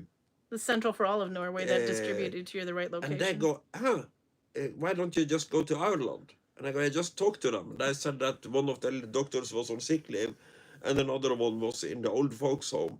I hope he was there curing people, and he wasn't committed, but... but anyway, that's where he is. And they go, oh, that's strange. They haven't told us about any kind of lack of doctors. Yeah. So what you should do is to just call them again tomorrow. And I did, but I didn't lie. I didn't tell them that, oh, I'm dying.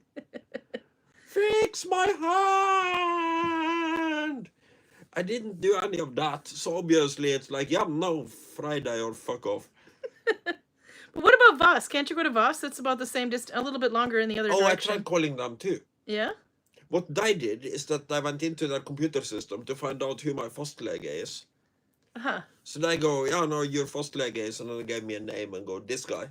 And I go, probably, I haven't used one for so many years, but I lived in Sogndal when I started the fastlege ordering, so it's probably a doctor there. And they go, okay, probably, so you're not going to him then. No! I need a doctor that I can reach within somewhat reasonable hours. Okay, but the flip side of the coin. Last year, I threw out my back somehow. I mean, I don't know if I actually threw out my back, but I did something. Because it took me a half an hour just to get down the stairs. And you remember this one. Because you actually looked... Yeah, so and this is at 2 a.m. Yeah, no, that was horrible. It took me forever to walk down the stairs. And then I'm stubborn as a fucking mule. So I'm like, nope, this will just give me some aspirin, this will pass. And I'm like, it was not passing. And every time, and then you're tensing your body because it hurts so much. And then the more you tense, the worse the spasms get. I had basically muscle spasms in my back or something. And that was after about 6 hours of me going, go to the doctor, you stupid woman. Yeah, no, stupid woman here did not listen. And then all of a sudden, I couldn't even drive. I couldn't drive. It was not going to happen. And, but that one, we made the call, and the first thing, what did they say? You had to talk to him on the phone. I couldn't. I was too busy because I was basically having Tourette's pain every 5 seconds. It was like it was like every 5 or 6 minutes. You were kind of like you were struck by lightning. Yeah, it was really bad. I've never had anything like that before. But at least in that case, they got the seriousness of the situation. Yeah, no, they could hear me. That was not something to be quiet about. It was. So you had to talk to him anyway, and they were asking you, do we need to send out an ambulance? But it'll take a while for an ambulance to get there because it's somewhere else. And this is the one in Lardal. This is even further. This is an hour from here. But the taxi was fine in this Yeah, we had circumstances. a taxi come out and get us. That was faster. And then, of course, you have to pay for the taxi. So it was 2,000 kroner to get there, 2,000 kroner to get back. But then you file a claim with the Norwegian health system or whatever, and you get almost all of the money back. It's like a little copay, and that's it. So Yeah. even that came back too. Yeah. Same thing if you were an American. If you have to take an ambulance, you're fucked. I remember I got in a car accident. I don't know, about 2 years before I moved here. I got hit by a drunk driver. I was driving down Highway 5. It's 4-lane highway, and a drunk driver started going across into my lane, crossed 4 lanes, and hit me on the shoulder, head on. I had my seatbelt on. He didn't. He almost went through his windshield. I saw him later in the hospital. He did not look great, but somehow he managed to get out of his car, walk over to my car, and look at me sitting there with my hands on the wheel, going, "Are you okay? Oh my God!" And all I could just is, I would not be around me right now if I were you, because my head wasn't on the wheel because I was bad. My head was on the wheel because I was pissed. I'd finally got my car started for the first time in 2 weeks due to really minus 40-degree weather. I finally get my car started. And I was on my way to go get an Anchor burger with my friends, and I couldn't even get more than a couple of miles out of the door.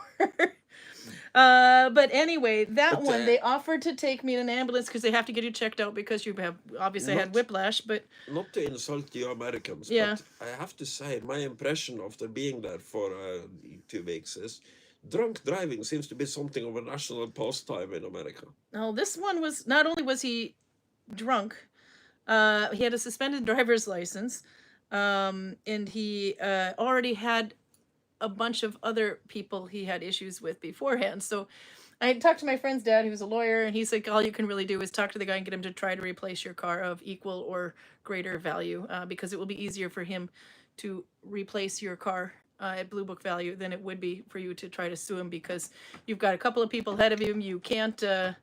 You can't garnish his wages because somebody else is already doing that. You can't take of any of his assets because he lives at home with his parents. It was like this messed up situation anyway, but luckily I got away with that with nothing but whiplash. But the point of that story is they asked me, do you want to ride in an ambulance? And I was kind of worried about what that bill would look like, so I said no, I'll have my friend drive me down. The thing is that both the Norwegian and the American system is horrendously stupid, and we are both looking at each other like idiots for having the system that we have. Yeah. That was the last time I had to in do anything America, like you that in the have the United States. prices inflated enormously because insurance companies are the ones being paid, and nobody have a problem gorging an insurance company. In Norway, the prices are inflated enormously because the government is the one that is in the end paying. Yeah. And nobody has the slightest problem gorging the government. It's Marina says it quite rightly. Gotta have some way to deal with it, emotions to things going on. Yeah. By the way, Torben said, I want a metal detector. This farm is old, and this is in Hardanger. This farm is old, and I'm the landlord, so I can scan as much as I like. Most likely there's just crap here, but maybe we have found some strange things already. And now, cider from Finright. But actually, do you want to talk a little bit about the metal detector issue in Norway? What happens if you come across something? no. What is that? Just the procedure. What do you do? Okay, so Torben's on his land. He's on his little tractor with a metal detector strapped underneath because he's weird. And all of a sudden it goes beep beep beep beep. So he stops his tractor and starts digging. Then the tractor falls into the hole, but he comes back with a Viking coin. It's just my story. I can tell it the way I want. Anyway, so he's got his tractors in the ditch, but he found a coin. What can he do with this coin? It's valuable. It's from the Viking Age. Strictly speaking, if you find something from the Viking Age or something that is basically covered by the law of fornminne, you have to report it, and most likely a museum will take it. They may or may not compensate you. Generally, if you have lost income because of an archaeological excavation or something like that, they will compensate you. But they are not exactly great at it. So now out in Halden, which is really close to Sweden, on the southern border to Sweden, Halden anyway. So there was a farm out there. Every time we were driving on the way to Sweden, you could see from the highway these really big mound, and we're thinking, okay, that looks like something must be buried under there. Turns out that farm actually had a Viking ship, the Yellowstad ship, but it actually wasn't the mound. It was like flat land next to it. It happened to be. Yeah. Anyway, so then they survey the land and they find all this. So what happens now? Because as they're digging up all this and everything, the farm cannot make their crops that they would normally have there. No, they will be compensated in some way. Yeah. But it's not great compensation. No, but they did find some wonderful finds there, and that farm is now getting a mass amount of attention for it. Now, we are losing a lot of good finds in Norway because farmers think that they are not getting compensated at all. They think that the university in Bergen can just shut down their farm for years on end to go digging in the ground. That's not the case, but a lot of people believe it to be the case. Albert's Fosslega, his main doctor is still in Stavanger. Yeah, I have the same thing. My doctor is still in Vestby, so that's why I was wondering about that with the thing. Anyway, I think we are. Oh, so Torben says, if I find something, I will shut up about it. You know what? There was actually somebody who recently had a Viking sword that they had found something like 20 years ago. It actually took really good care of it or something, but the place that they were living in, the house or the property anyway, had changed ownership within the family. It went from one generation to the next, and the generation took it over and found in the attic this Viking sword that was apparently the father had found on their property long time ago, and hands it over to the museum. So they found a sword. They didn't report it. The guy just kept it. So when the next generation took it over, they bring it into the museum, and the museum was very, very happy to have it. It was this wonderful find. Everything like that, and I don't know if they got compensated for it or not, but what they do have is the sword is now being better preserved. It also has like a little plaque underneath it with this family name who had found and donated it. Yeah, they would probably get a small compensation here, but the thing is, at least from my perspective, the important shit isn't the object. The important thing is the information you can get from it. Yeah, that's what we all think. So if you have a find outside of context, you have a Viking sword that has been privately owned for the last 700 years, it will tell you practically nothing about the Viking Age. You gotta read Torben's comment. And if I find something, I will shut up about it. But there will be signs. Revs up a brand new tractor. Well, you'll have to because the other one's in the hole that you made in the ground in my scenario anyways. Okay. Also, unless metal detectors has gotten a lot better since I was a kid. Yeah. Your coin would have to be made out of iron or some kind of magnetic material. Okay. So you're going to have to find a sword, Torben. It's just not going to... A coin won't do it. If you want a tractor, it's going to have to be a sword. Or a ship. Oh, could you imagine if he finds a ship? That would be wonderful. All we find left of ships nowadays are nails. Yeah. No boards. That's all. Yeah. But now they are kind of revisiting the size of the Myklebust ship. It might have been a lot bigger. Myklebust, yeah. That one's in Northfjordeid, isn't it? Yep. The copy, yeah. The original might have been a lot bigger than the replica. Yeah. Because they overlooked some nails when they really? dug it up. Huh. But it's speculative at this point. Yeah. But you just probably won't know anyway.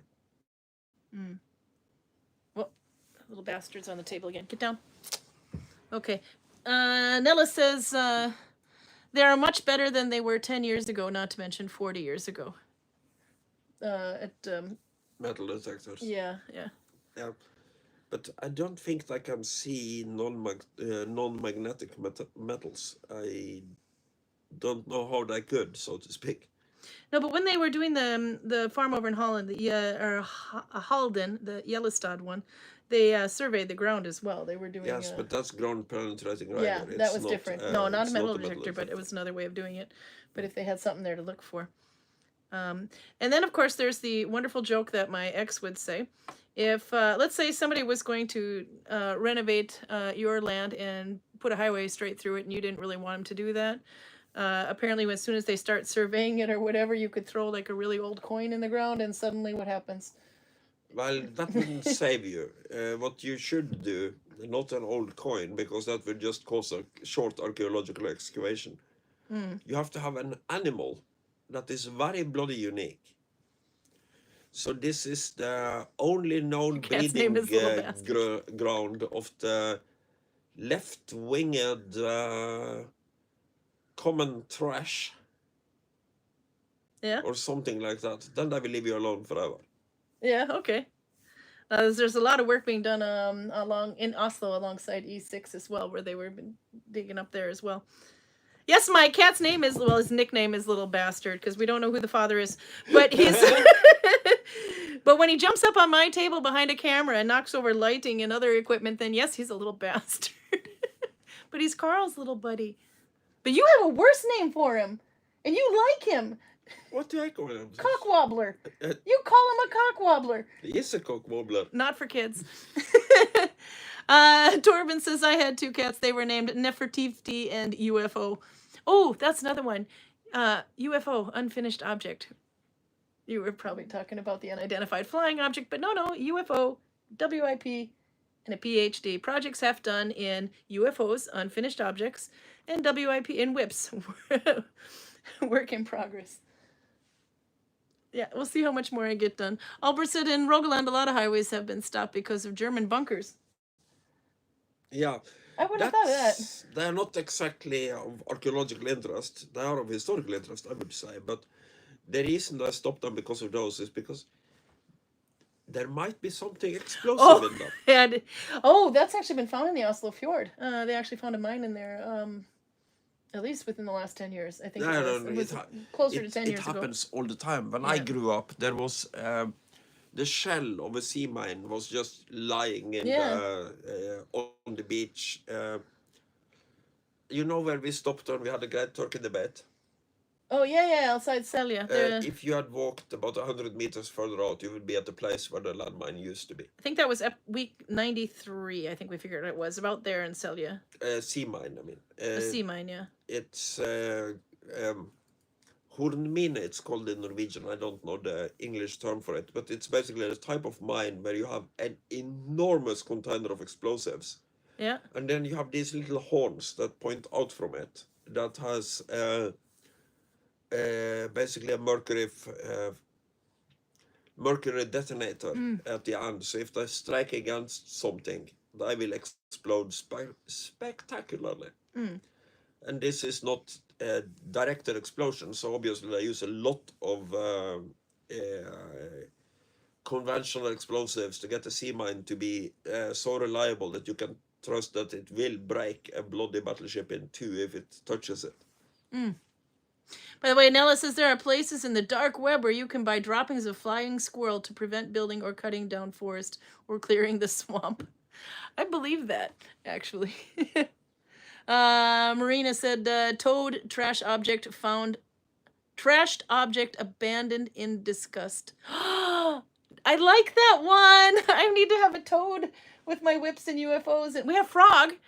And I forgot what frog actually stands for. You just recycle them immediately. No, but a frog means you just ripped it. Because if it's knitting and you start pulling on the string, basically you start getting this kind of stuff, and you can make a, hey, sit here for a second. And you can make a new cowl out of it. But anyway, that's when you frogged your object, because it goes rip. But there's 2 more things, and then we gotta go anyway. So Carl's dying for a cigarette. Sit down. Okay, get to the point, woman. Torben said, didn't some Indiana Jones wannabe in scuba gear find some personal letters in the Blucher wreckage a few years ago? German Blucher or something. I don't know. That I haven't heard, but it's entirely possible. Yeah. It would take a lot because, well, they've been underwater for a while. They found, Albert had said they found 2, this is mine, in a garden, and the landowner was happy about it because they would have lost 95% of their garden. Yeah, that's the mine problem here. That's the mine problem, not the main problem, but the mine problem. Now, the thing is, in places like London, they keep finding unexploded ordnances from the Second World War still. And it's rare in Norway, but it's not unheard of. Okay, last comments, you can go. Was Max saying, about a week ago I learned tapestry crochet. And I noticed how beautiful the pattern and design are, so maybe you can try the same thing with Nalbinding. That is a little bit, with tapestry crochet, you have to... Oh man, why are you keeping me around? So you can say goodbye. Tapestry crochet. Let me answer it, and then you can go, my dear. Oh, so with tapestry crochet, you're working with more than one color of yarn at the time, and behind your work, you're trailing, you're burying the color that you're not using yet until you're ready to use it, and then you do the opposite here. When you do that with needle binding, you'll get, it doesn't make a clean line. You'll get these like feathering marks with it. So you can, it won't be a clear line like you would in tapestry crochet. However, that being said, and please God, somebody spell her name.